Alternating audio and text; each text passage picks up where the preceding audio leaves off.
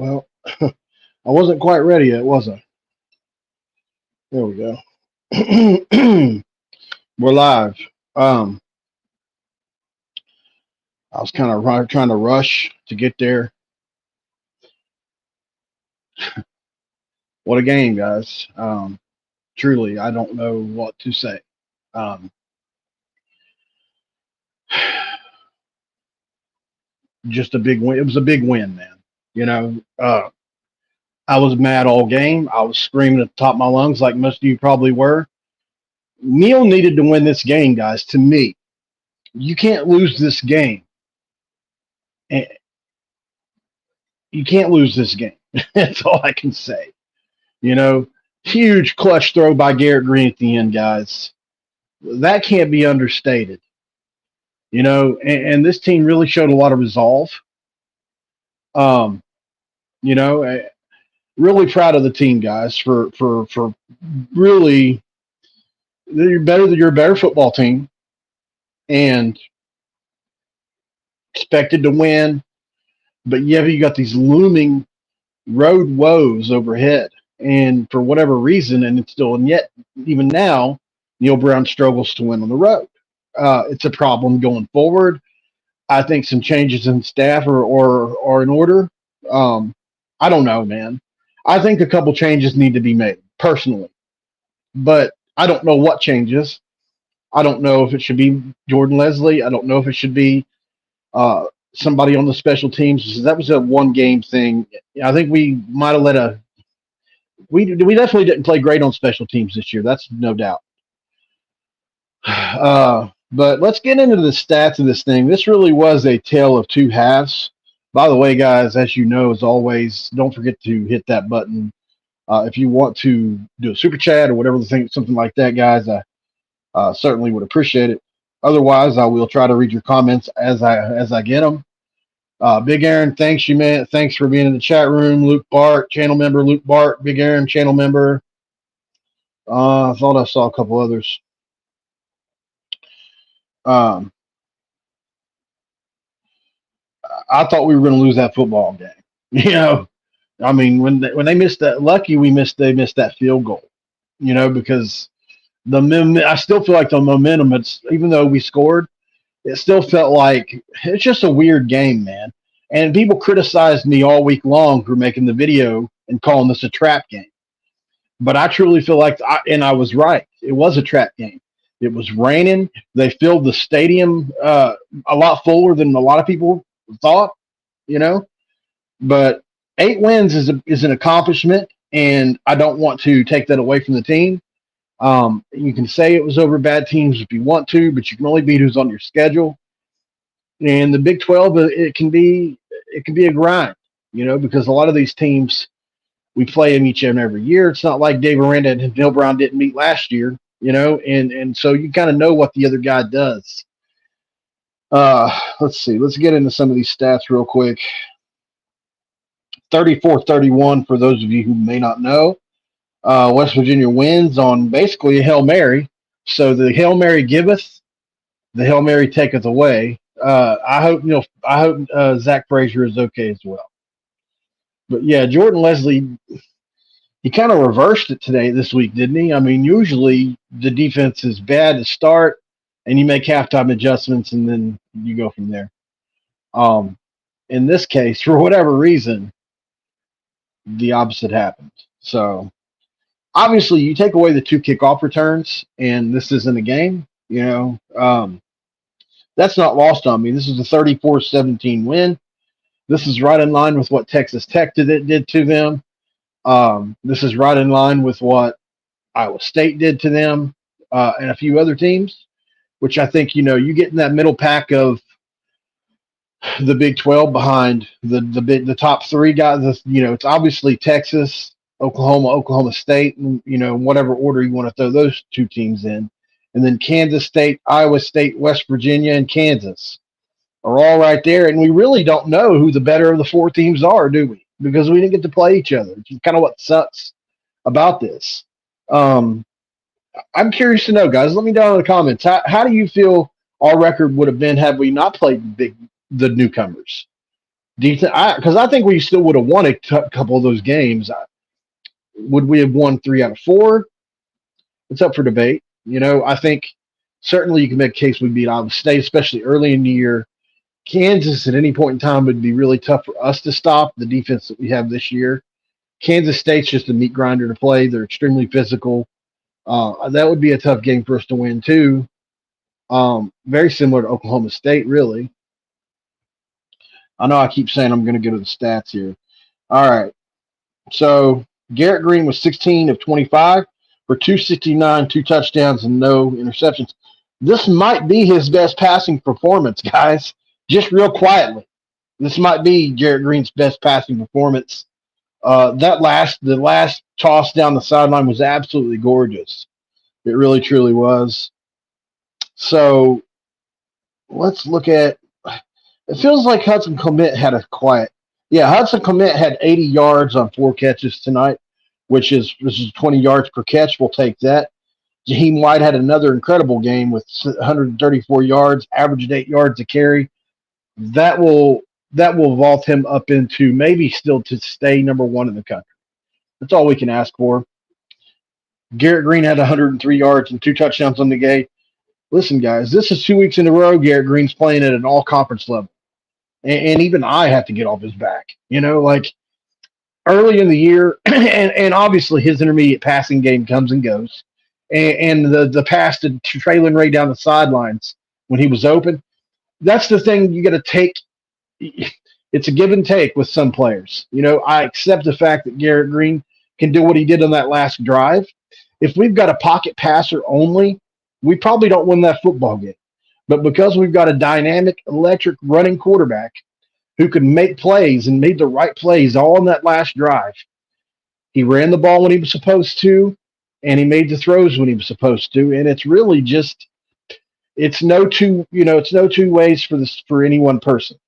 It's different for everybody. So really proud of Garrett Greene, man. And that last drive was just chef's kiss, even though they really screwed around and the 5 or 6 drives in between there.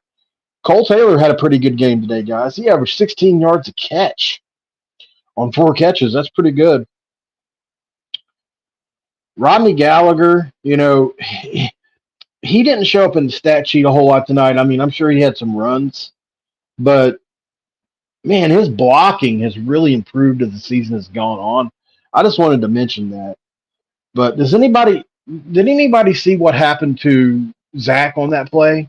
It looked like he tried to carry Jaheim or whoever it was over the line of scrimmage and just got nicked up. I'm not exactly sure what happened. Maybe anybody else would know.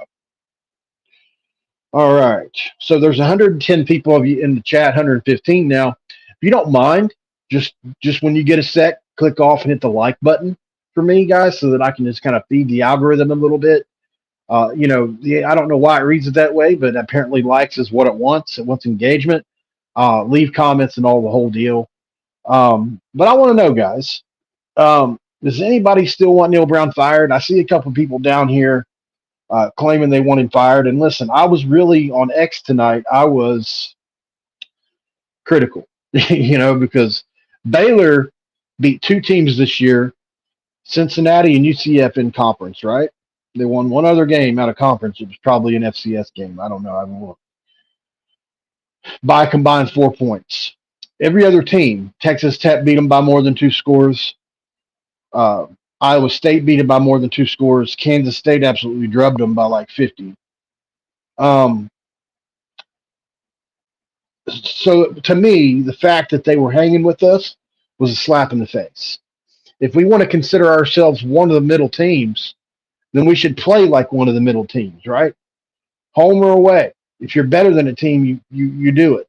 And this offensive line, guys, for as heralded as it's been, and for as mad as they were last week over the snub, against a better front in Cincinnati, who was one of the best run defenses in the conference, dominated that football game. And somehow, against a worse defense, lesser front, come out flat against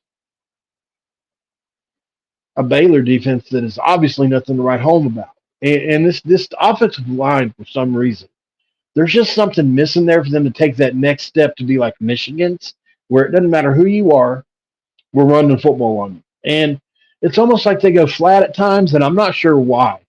Maybe somebody else has an idea, but not being able to get pushed tonight was a big deal for me. And it's not like Garrett couldn't throw the ball; he threw for 269. If you're able to throw it for 269, that means that they should probably only have 6 or 7 in the box. And that was the case in the second half. In the first half, they had 9, 10 guys in the box. We still ran the football. So I don't know. I guess you have to give credit to Baylor, too. Dave Aranda is a really good football coach. They were able to fit the run better, and sometimes just fitting the run, whether or not you're actually beating your man head up, is enough, especially if you gang tackle. I think that had a lot to do with it as well. I actually made a video about that today, guys. Texas A&M, they've named everybody as a candidate for their head coaching job, but Mark Stoops seems to be a really strong candidate, somebody that would do really well there, I think. And so there are people that have speculated that possibly Neil could go to Kentucky now. Obviously, I think that's probably a long shot, but you never know. Elizabeth Barnes says firing Neil Brown would be stupid. Just let him have next year and see if we were truly turning the corner. Look at our Big 12 schedule next year. Maybe we can win the league. I just don't trust it, to be honest with you, man. Games like this are why. And if listen, that was the backup quarterback who couldn't get on the field at Mississippi State. Imagine if Blake Shapen played tonight. What happens? Because they're going to score more points tonight. Blake Shapen is one of the better quarterbacks in the Big 12. He's on a bad football team. If he played for us or somebody else, he'd probably throw for 3,500 yards. He's that good of a player. So, I mean, we're really lucky that Shapen wasn't on the field tonight, in my opinion. So that's number one. Number two, it's just the way I can pretty much get over everything, even the not being ranked in the top 25 because you're building it. But it usually only takes 2 to 3 years to do it, not 5, 6. We're going into year 6. Things like turning the corner, to me, don't apply in year 6. Maybe you took off. Frank Beamer did it in year 5 at Virginia Tech. But in generally speaking, it just happens usually sooner than this. Now, we'll see, man. I mean, obviously, we have to keep the talent. That's number one. Number two, we have to be able to pay them. So, I've spoken with people inside the Country Roads Trust. You guys have seen who I've had on my shows. I've had everybody from, name them. I've had Amanda Maisie on. I've had Chase Harler on in our Hoops from the Hills show. He's works for the Country Roads Trust, if you knew that or not, all the way up to the COO and Stephen Ford. So, and everybody in between. So I have a pretty good pulse of what the Pulse has got going on from what people tell me. And from they have all intents and purposes of being at least 2 to 3 times better than it was this past year. So there's going to be a noticeable jump in support. So I do think we're going to be able to keep most of the people at home. I'm supposed to be scheduling Stephen Ford for another interview coming up here in probably in a couple weeks because it's after the season. And we're going to talk just about that, about the NIL situation. So I'm sorry, was there a super chat? Tyler Cobb, I'm sorry, man. Tyler Cobb, thank you for the $1.99 super chat. He said, embarrassing win. Neil still needs to go. You're entitled to that opinion, bro. I'm not saying you're wrong. I'm just saying that I don't agree with that. I just wanted to see him get the win tonight.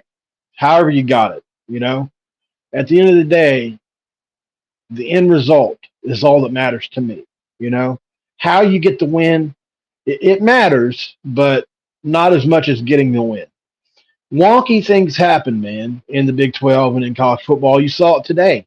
Auburn should have beat Alabama, who was a much worse team than them, and really Baylor could be considered, kind of a miniature rival with that for us, considering the fireworks and how we entered the Big 12 with them. Not the same coaches anymore, obviously. Now that would be make it really better, but it's not Art Browse versus Dana Holgerson anymore, unfortunately, or fortunately, no matter how you look at that. So I mean, I think Baylor really wanted this. I think they, nobody wants to end their season with a 7-game losing streak like they just did. Dave Aranda is a very capable coach. So sorry, I have a text from my sister. So all right.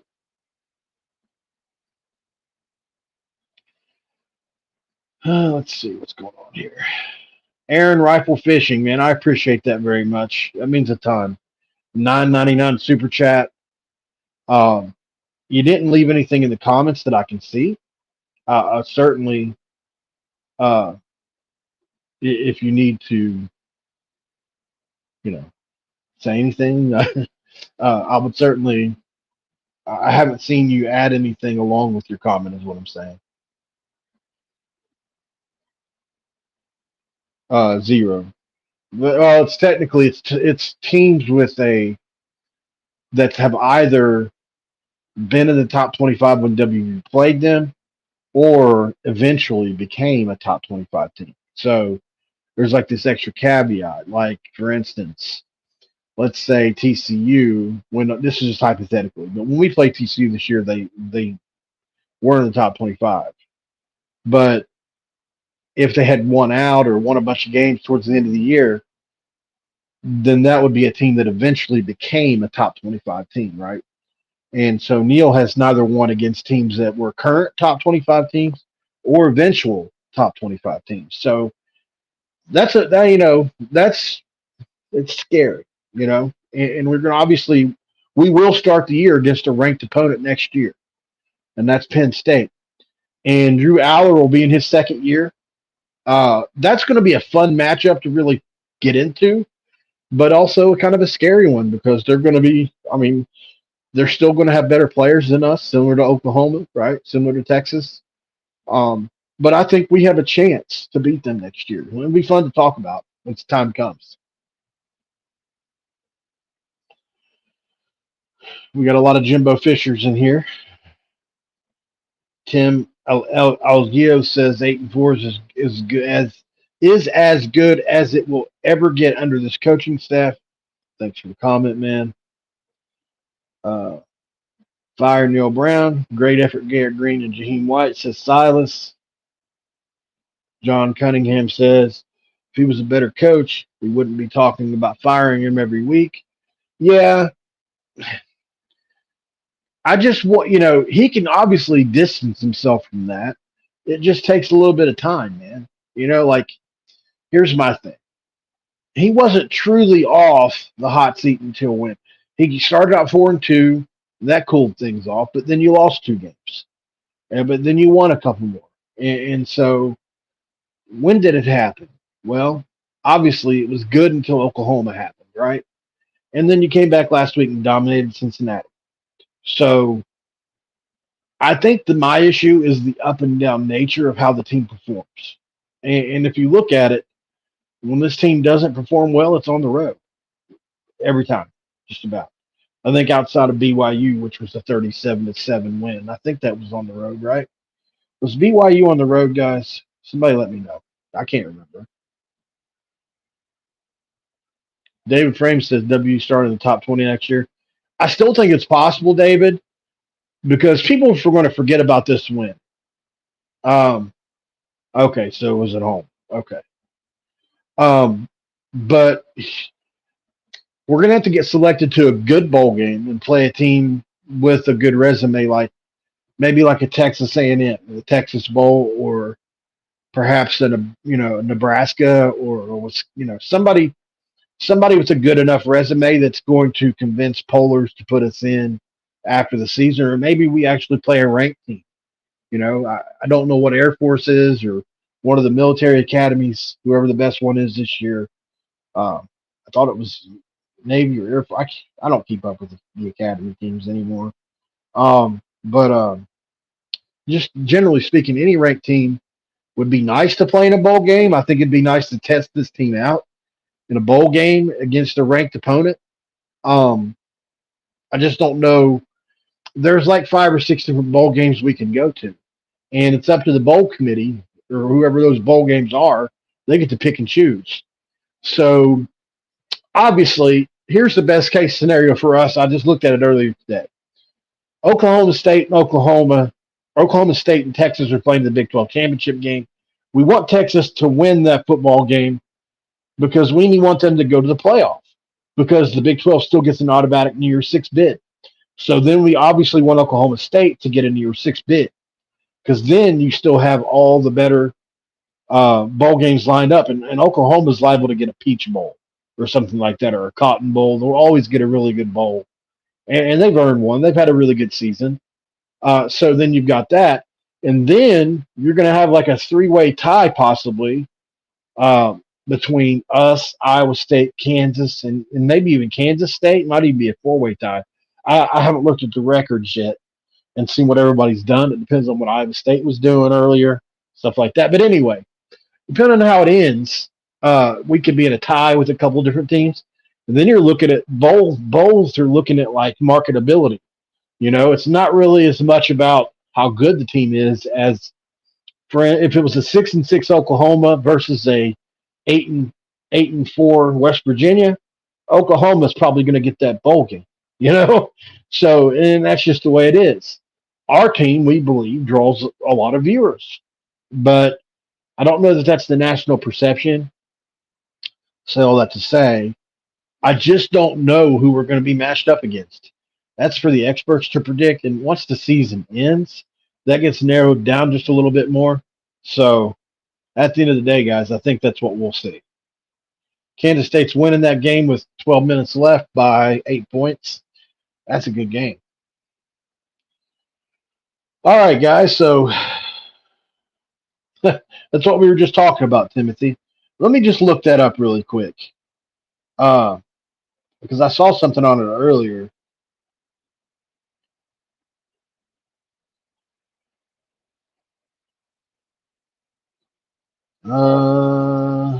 Let's see.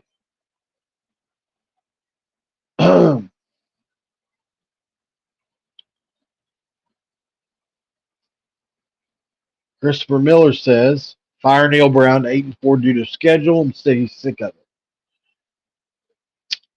Right. I mean, I understand your frustration there. I really do. But this schedule's made so far in advance too, dude. And you got to think like we did get lucky getting the 4 newcomers. There's no doubt about that. Not saying we didn't, but we still beat 3 of the 4. And we did mostly what we had to do, and what we didn't do was knock off who we shouldn't have. Penn State, Oklahoma. And I think the progression in the next year is because you can't fire a guy after an 8-win season for the most part. This isn't the team of yesteryear when Bill Stewart coached 3 9-4 seasons in a row and got fired. That's just not the program standing right now. If we were an Oklahoma type, if we were winning 9 or 8 to 10 games every year like we used to, I can understand holding us to that standard, Chris. I really do. But that's not the standard right now. I want to get back there just as bad as you do, man. And I struggle in my head sometimes not to fantasize or romanticize our program history because I grew up in the mid 2000s. I'm 38 years old, man. I grew up watching Pat White and those guys break out versus Louisville. I watched it, all the whole thing. And obviously, my big welcome to West Virginia moments were like the Mark Bolger years and then on into the Rasheed Marshall years and, on and so forth. But, even some of those Rasheed Marshall teams, I mean, we had big wins. We had the Miami win. We just don't have any of those anymore. And it's frustrating, man, because people think of us like, I just hate the national perception on us. It breaks my heart. It really does.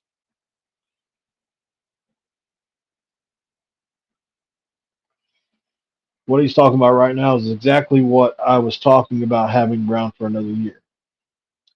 So I'm afraid people have become used to mediocre football. Yeah, that's basically the truth. I mean, I don't know about mediocre because I still expect. I think, generally speaking, if you can win from 8 to 11 games, let's say you average 7 to 9 wins.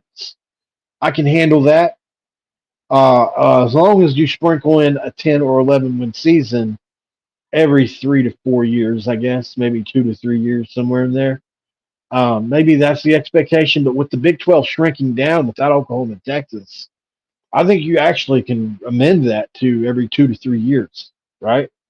Or maybe in every other year. Depends on how this portal thing starts going and whether they regulate it anymore. At the end of the day, whoever the richest team in this conference is now is going to win. Is that us? I don't know. Who's the richest team left? BYU? I, UCF, they got a ton of money behind them right now, even though they've only been around since the Mark Bulger years. It's not very long. Uh, so it's wild, man. It really truly is. Gosh, that happened quick. Insane. Kenny Evans, I hid your comment somehow. I didn't mean to. Kenny Evans said it might be a standard to some, whatever that may be, but why can't we compete for conference titles and natties? Well, let me somehow, I don't know what I've done, Kenny. Unstar comment. There we go.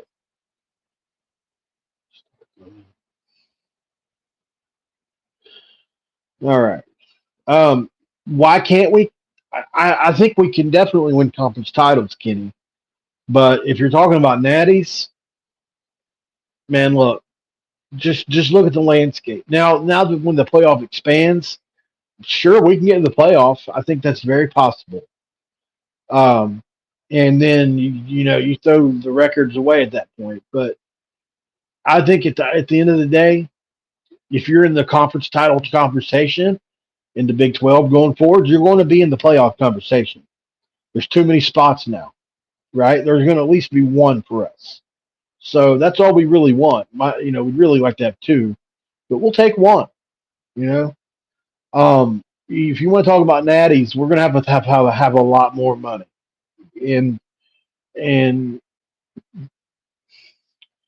better recruiting. I mean, you look at what Texas Tech's doing right now with Joey McGuire. They're not going to be bad as long as they can keep their players.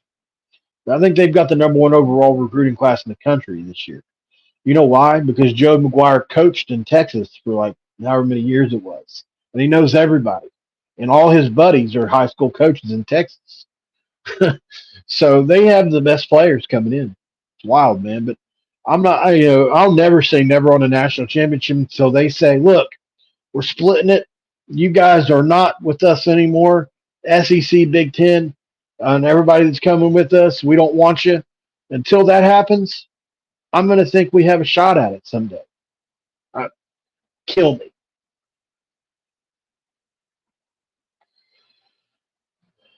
You guys really would hate the '90s.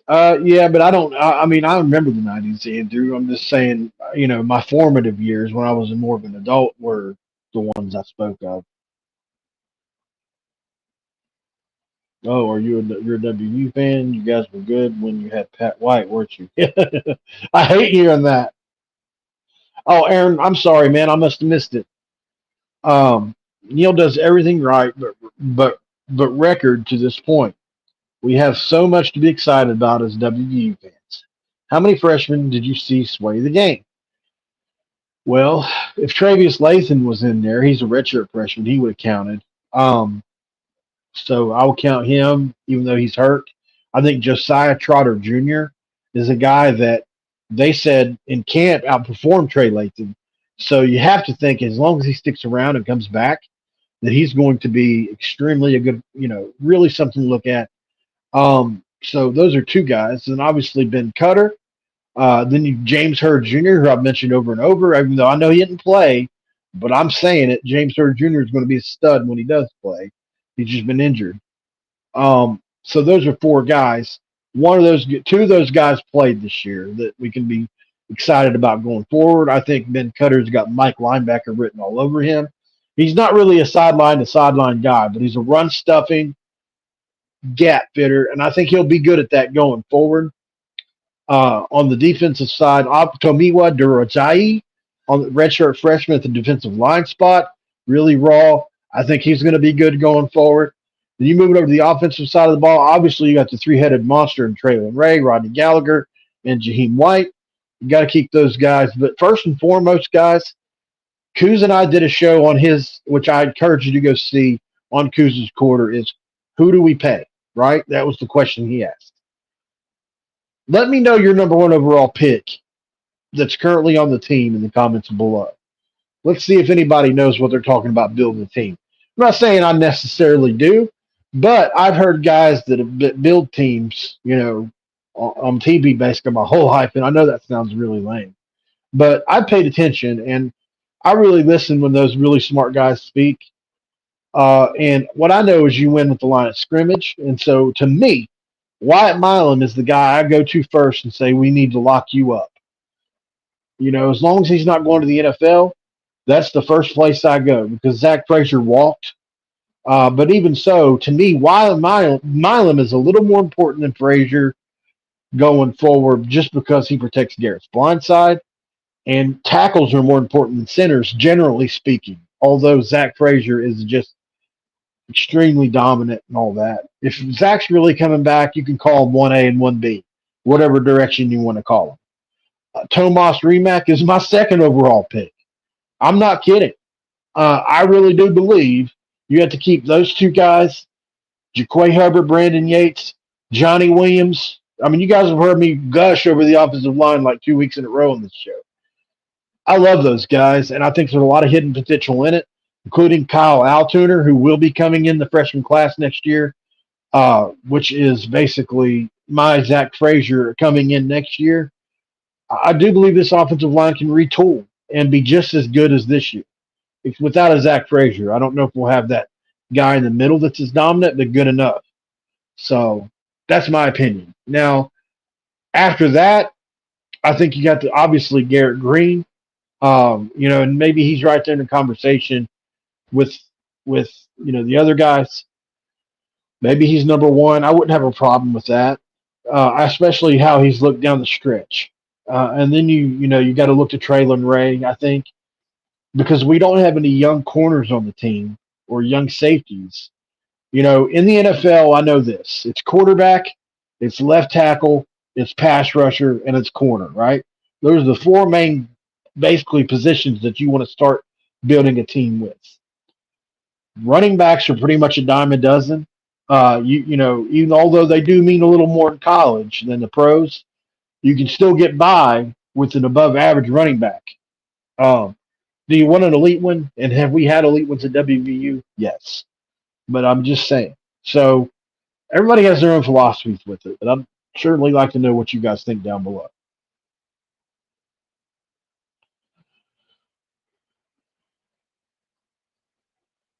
Well, sky's the limit, man. Look at it like this, though. There's a lot of people that can afford, let's say, $10 a month, right? So let's say you get 75,000 people that pay $10 a month, or let's say 7,000 people. I don't know. Do you know how much that builds up over time, and how many people are? That's what they're talking about. The longer this thing goes with the trust, we're putting more in than we are taking out. Believe that. So I think as time goes, with more people signed up for the trust on a monthly basis, that's really where the money's at for me, for the health of the trust long term. Sign up. Go sign up on the Country Road Trust. I'm signed up. Pay $5.99 a month, $6.99 a month, $1 a month, whatever you can pay, because it all adds up when we all do it. If we had $1.8 million, 1.8 million people give $5 a month or whatever, we'd probably be the number one NIL organization in football. So it's really about just getting people to actually do it than thinking like it's like a my vote don't matter kind of thing. Oh, I'd vote for the president. My vote don't matter. Well, the problem is there's 100,000 people that think just like that. That if they would just vote or put $1 in the pot, it'd make a huge difference. So just do it. Be the action person. That'd be my advice to anybody that feels like that.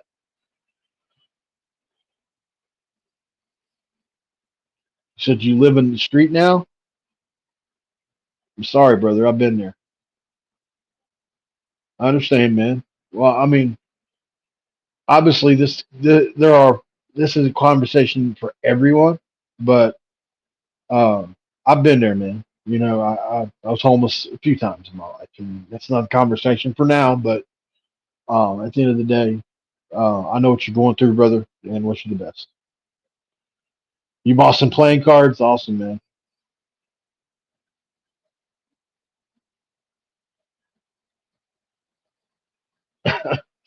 Hey, listen, Mike. I understand that you're disagreeing, but try not to belittle people, man, if you can. I'm not saying you did right there, but you're bordering on it. So just, you know, obviously some people aren't really educated, but there's no reason to make them feel real bad about it. If I know you didn't call anybody out or nothing. I just don't like that if you can help it. Andrew Smith said Wyatt, Yates, Jaheen, and Cutter. No Remock? No Tomas Remak? Oh, man. Interesting. And GG. What's everybody else think? Give me your top 5 people on the West Virginia team that you'd like to keep. Obviously, we can go outside the organization, but that we just don't know what that is. Did I get everybody? Yeah, I did.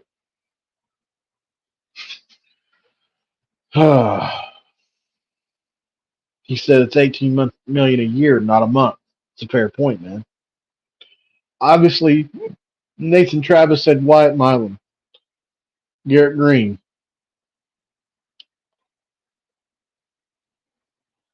Keep them all. We need them all. I wouldn't. I don't know, man, because I think you can ask a couple guys to move on. Here's the thing, man. Some of these guys are going to ask for a lot more than they're worth, or that WVU is going to want to pay.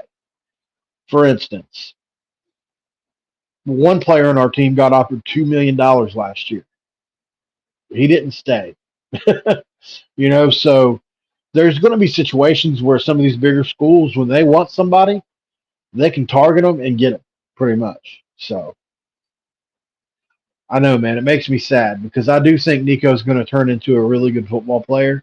I don't know how good, but my gut instinct says that Nico's going to be elite. I just have a feeling in my bones, and I felt it ever since I first laid eyes on him. So I don't know, man. What do you do about it? Don't forget to like the video, guys. Like I said earlier, don't forget to subscribe. If you're not subscribed to Mountaineer Paul Talks Football, all I ask, guys, is that if you're not subscribed to me, hit the subscribe button. You don't have to watch the videos. You don't have to turn uh, on the notification bell or anything like that. I would appreciate it if you did. But this is what I do for a living. I say it every week. This is my job. I take it really seriously. I try to put out content. I try to be as up to date and study as much as I possibly can about the Mountaineers, and I really work hard at it. And if you put your faith in me, I'll really, really try to return that. So if you're not subscribed, out of all 105 of you in here, please hit that subscription button. If you want to become a member, also, and I'm not trying to sit here and just sell myself over and over or nothing, but I do like to update you guys on some stuff. I do have memberships as well. $2.99 and $6.99. Mountaineer Insider comes with its own set of perks like insider info. I have player interviews that I'll release will be released early. Information I get from players will be released early, stuff like that. I'll be honest, I haven't been able to live up to some of that so far, and it's only because I've been dealing with a lot of things in my life. So I decided that I wasn't going to push all this until this coming year when I can really organize it, because there's a lot more to it once I got into it than I realized. And you've got to be able to really put a plan out there so that your viewers know what's going on.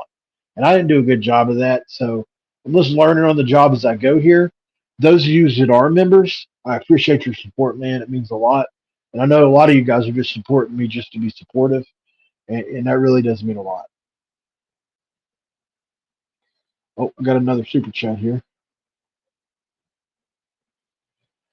Kenny Evans, what's up, brother? He said, if we have great funding, what stops us from being an elite team like other teams? Well, we didn't turn that corner until after this year.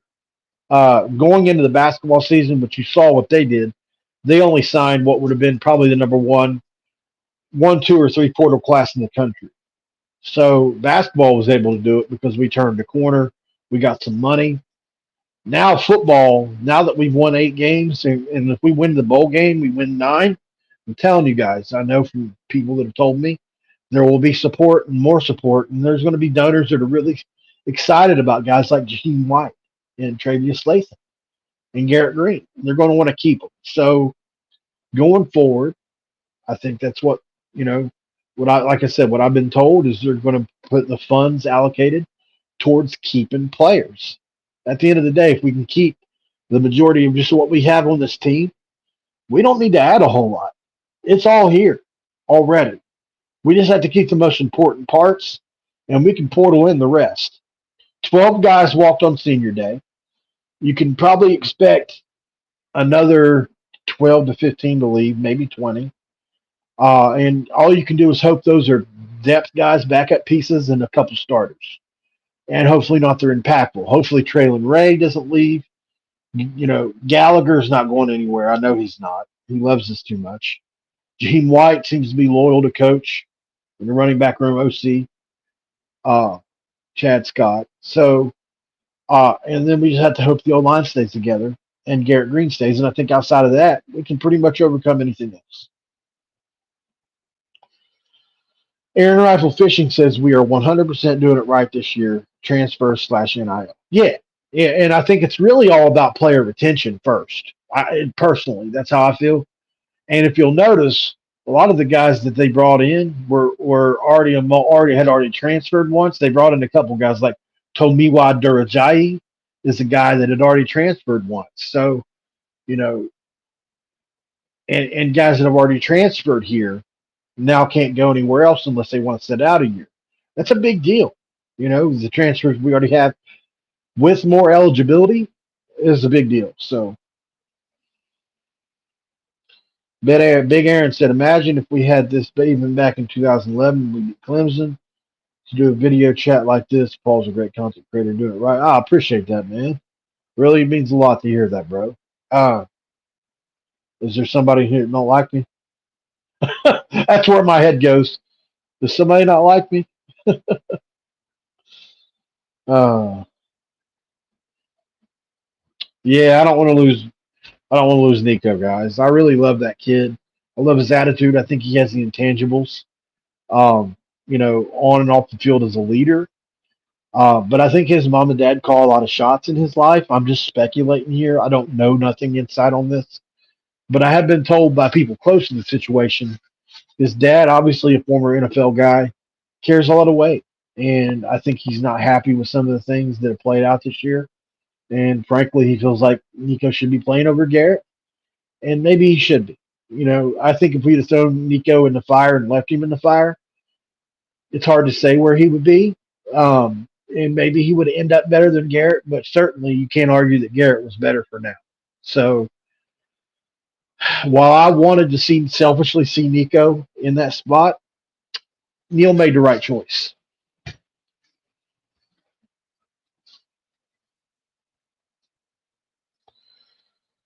All right.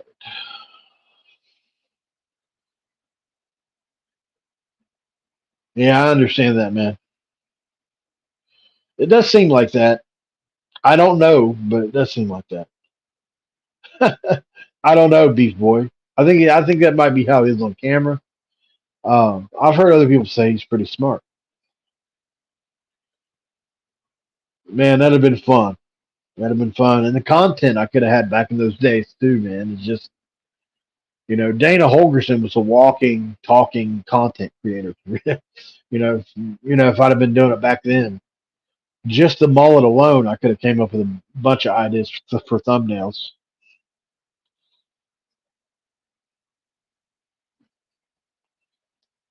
You very well could, David. You're entitled to that opinion, Travis, but it's not gonna happen, man. I think we have to get.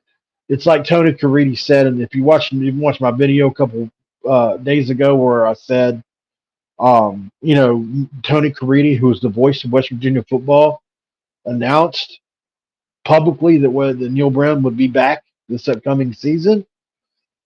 I don't know if the Baylor loss happens. I don't know, but it didn't happen. So at the end of the day, Neil Brown will be back next year, man. And barring him leaving for another job, it's not going to happen, man. So I think we just kind of have as fans, we're allowed to have your opinion and all that for sure. I'm not saying don't, and I'll certainly read your comments. But is it available? What happened already? But yeah, but I don't. Neil's not going anywhere, guys. That I know of. So we'll see. Let's see here.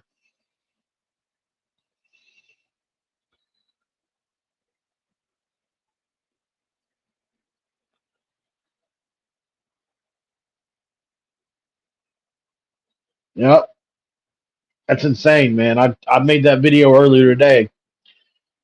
Insane, man. Mark Stoops is going to be named the Texas A&M head coach, which I'm not surprised. Listen, that's a great fit, by the way. He's going to do a good job there. Can you imagine what he's going to do with just all the resources? Insane, man. That would be wild, Big Aaron, and it's probably on the table. I doubt it. I doubt they want to switch guys. Wow. So I made a video on this earlier today about him going to A&M, and listen, Kentucky have been open in the past about loving Neil Brown guys, so it could happen. I don't think it will. I think Neil will probably stay in Morgantown, but he might also want a fresh start there in Kentucky. I don't know. He would have a little bit more resources as far as the money coming in from into the athletic department, but I don't know about NIL. So I mean, he would be in more of a grinder at Kentucky than he is at WVU. So you're talking about playing in the SEC. I think you're losing Oklahoma, you're losing Texas as a coach. You probably want to stay in Morgantown, but it would be a lateral move at best. I mean, I think historically speaking, especially, you can't even compare to West Virginia in football. Kentucky can't. So, but at the end of the day, they're somehow in the SEC and we're not. So that's what it is with that.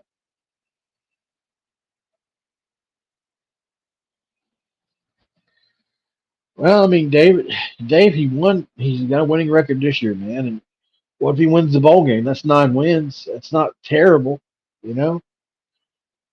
I mean, my point with it all is what can we change about it? Like acceptance is accepting the things you cannot change. And I understand we're entitled to our opinion about it. I'm not saying you're not.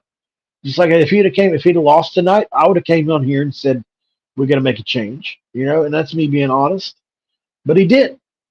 So that's me acknowledging that. Like if there was a loss tonight, to me, I feel like our voices should have been heard for him to be gone.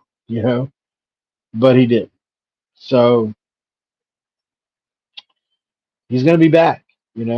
Tony C said he was going to be back. He's going to be back. So we've just got to hope this team improves, man. I don't worry about him as a play caller, generally speaking, although he some wonky stuff sometimes. Uh, you know,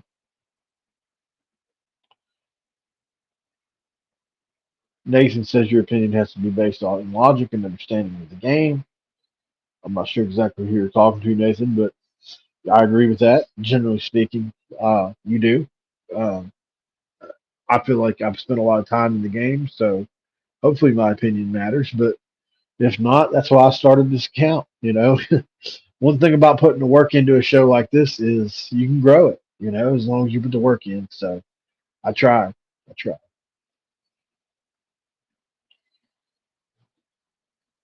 Yeah, I know, David. We hear it every day, brother. I'm not down on you, but it's just that even I stopped saying it because it's just like, okay, he's never been in the top 25 team, never been in the top 25. But what else? I just ready to move on. I guess it's the season's over now. Uh, he's not leaving, so we got to try to figure out. I got to try out as a content creator. I got to figure out something else to look at because he's probably not going anywhere. Boxcar porn star. That's one of the better names I've seen on here.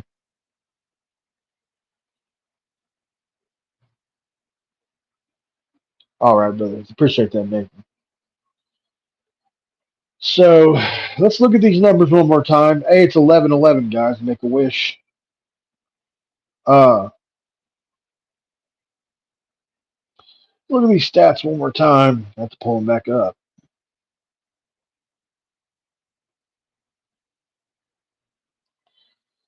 It's right around 12 million right now as it stands. So certainly not Jimbo Fisher territory, but it's a lot for us. For an athletic department that's around 35 million in the red at last check. It could even be more than that. All right. So Sawyer Robinson was 17 and 19 in this game, guys. You know how sickening that is to me? Sawyer Robinson, who was known as an inaccurate quarterback, to put it lightly, was 17 of 19 in this game. That's just not good enough. Richard Reese only had 6 carries on the ground. That's insane. Jackson's a good player. He had 3 catches for 88 yards and a touchdown. Let's see. That 17 and 19 blows me away, to be honest. Robertson rushed that thing 15 times for 33 yards. 2.2 yards a carry. That's pretty bad. Basically, it was the Jackson show. I mean, they had a bunch of guys get involved, but not much. At the end of the day, Richard Reese had 250 yards and 2 touchdowns on kick returns. That's an average of 50 yards per return. So that's got to change. That's got to change. Well, we're lucky their kicker missed that field goal, aren't we? All right. And then on the West Virginia side of things, obviously we'll go over that one more time. Garrett Greene, 16 to 25 for 269, 2 touchdowns and no picks. My opinion, this is his best passing performance. Jaheim White, 17 for 133, 7.8 a carry. Garrett had 7.4 a carry. I mean, you look at those guys, 236 yards on the ground combined. While CJ only had 23 yards. Hopefully, he'll be healthy for the bowl game. Hudson Clement, which was nice to see him, kind of come back into the fold today. He had 4 catches for 80 yards. I'd like to see him get healthy for the bowl game as well. But it seems like Preston Fox had more catches than he did, but he only had 3 for 51. Traylon Rayleigh had 2 for 38. Doesn't it feel like these guys had more catches than they did? I swear it does. Uh, so, all right, guys. Well, I hope you guys enjoyed the episode. West Virginia's a winner. I know that makes most of us happy. Hopefully, you're not rooting against the Mountaineers. That would not be cool. So, no, that won't happen yet, David. Not yet. It's not up to us, yeah, but it's going to happen.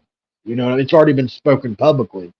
Tony Caridi came out and said he's going to be the coach next year, and it just doesn't get more plugged in than Tony Caridi, who was on the practice field every day and works with Neil side by side for 5 years now.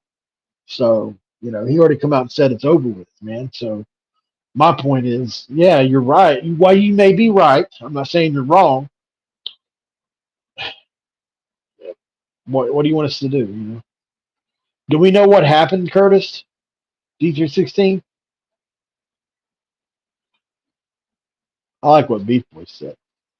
Hit the like button if you can. Anybody know what the Zach Frazier injury looked like? No, that'll be Sarkeesian, and he deserves it, man. Texas hadn't been this good in a long time. Uh, Sarkeesian definitely deserves it. He did a good job this year. So, my opinion. So, I think Stark gets it.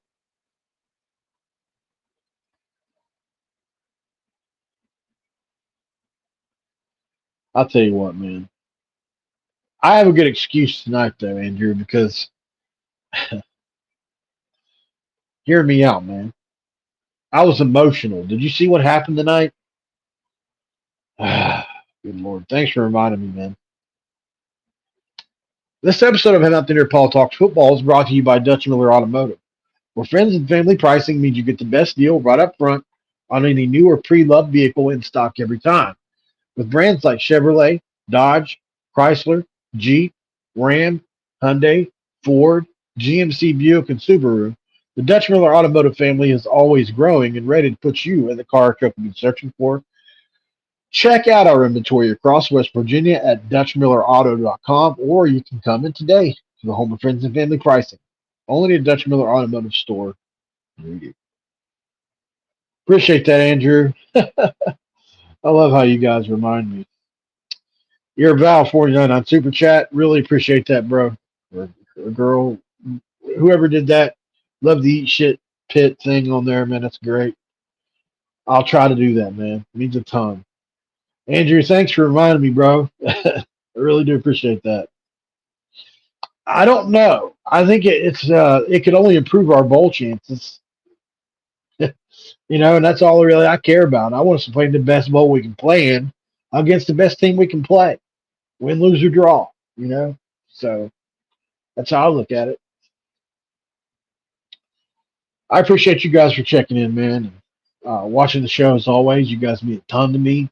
You guys are my people. Uh, keep doing what you're doing as well. Hope you enjoyed your Thanksgiving.